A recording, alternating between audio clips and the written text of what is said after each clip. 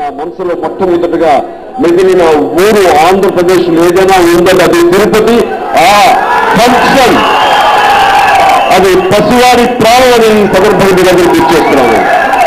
ఆ రోజు రాజకీయాలకు రావాలని లేదు, ఇక్కడ ప్రజలను ఆకర్షించుకోవాలని లేదు, ఇక్కడ శాసనసభ్యులుగా ఉండాలని నాకు ఆ రోజు నాకు మనసులో లేదు. కేవలం ఎందుకో తెలియదు, ఈ తిరుపతి పవిత్రత నన్ను ఇక్కడ ఏదైనా ఆరంభించాలి అని నాకు ఆ రోజు అనిపించింది. కాబట్టి ఆ 100 రోజుల పండుగ, పసివాడి ప్రాణం 100 రోజుల పండుగ నేను ఇక్కడ జరుపుకోవడం జరిగింది.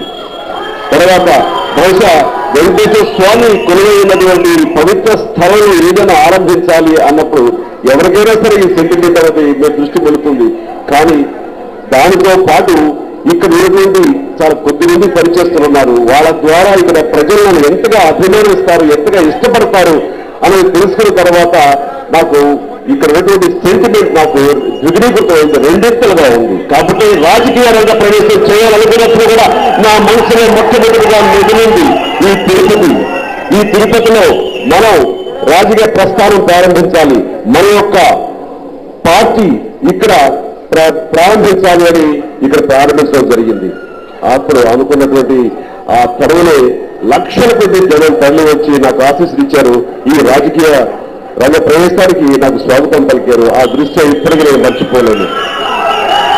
ఆ తర్వాత శాసనసభ్యులుగా నేను ఇక్కడ ఉండాలి, తిరుపతి మళ్ళీ అదే విధంగా అనుకోవడం జరిగింది, ఎన్నుకోవడం జరిగింది.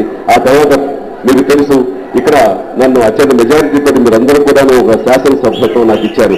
ఆ రకంగా మీరందరికీ నేను ఎదుపడి ఉంటాను. అదే సమయంలో చూడండి, అదే సమయంలో కొంతమంది పెద్దలు, నాయకులు నన్ను పాలకులుగా నిలబడాలని దానికి ఆల్టర్నేటివ్గా అనుకున్నప్పుడు నాకు అయిష్టంగానే సరే 2 చోట్ల కాదు, ఒకే చోట ఉండాలి, అది తిరుపతి అనుకున్న తర్వాత మరో చోట అన్నారు. సరే పాలకొల్లు కూడా నాకు సంబంధించింది, నాకు అంగకాలయాలు నేను జన్మించినటువంటి జిల్లా కాబట్టి అక్కడే చేద్దాం అనుకున్నాను. కానీ అక్కడ ఏమాత్రం నాయకులు వాళ్ళు దృష్టి పెట్టగా వాళ్ళు చిన్న తరహా బిహేవియర్ తోటి, వాళ్ళ ప్రవర్తనతోటి అక్కడ నాకు ఓటమి ఎదురైంది. అంటే నాకు భగవంతుడు ఇక్కడ అనుకున్నావు, ఇక్కడ నీకు విజయం, ఇక్కడ ప్రజలు నీకు అనుకున్నారు కాబట్టి మరొక చోట కాదు అని చెత్తగా చెప్పేదేమో అనిపిస్తుంది. ఆ రకంగా కూడాను నా సెంటిమెంట్ ఇక్కడ మరింత బలోపేతమైంది.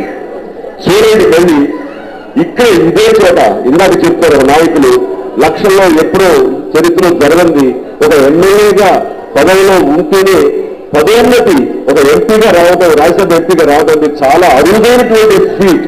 అలాంటిది చిరంజీవి నాకు దక్కిందంటే నాకు దక్కింది కానీ మీరు నాకు ఇచ్చింది.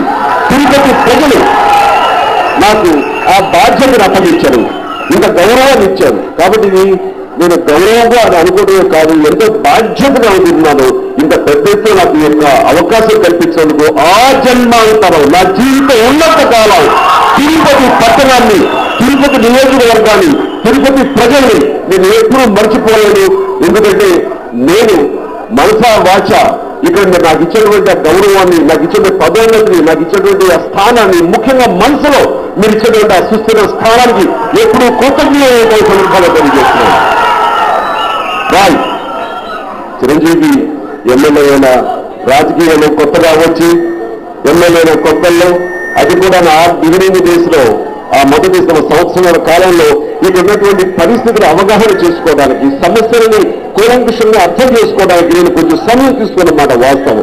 ఆ సమయంలో అప్పుడున్నటువంటి పరిస్థితులు కూడాను అన్ని రకాలుగా మీకు త్వరితగతిన సమస్య పరిష్కారానికి నాకు అనుకూలమైన పరిస్థితి లేకపోవడం కూడా నేను డిలే చేసి ఉండొచ్చు, జాప్యం జరిగి ఉండొచ్చు. కానీ ఆ తర్వాత పరిస్థితులకు అనుకూలంగా వచ్చినప్పుడు ప్రభుత్వం కూడా అది సానుకూలంగా స్పందించినప్పుడు నా యొక్క అభ్యర్థులు కూడా వాళ్ళ త్వరితగతిన అది జరిగేలా చేసే సమయం ఆసనమైన తరలి నుంచి ఈ రోజు వరకు కూడా దాదాపుగా ఎక్కడ ఏ నియోజకవర్గంలో జరిగేటువంటి అభివృద్ధి కార్యక్రమాలు ఇక్కడ తిరుపతి నియోజకవర్గంలో జరుగుతున్నాయన్నమాట వాస్తవం.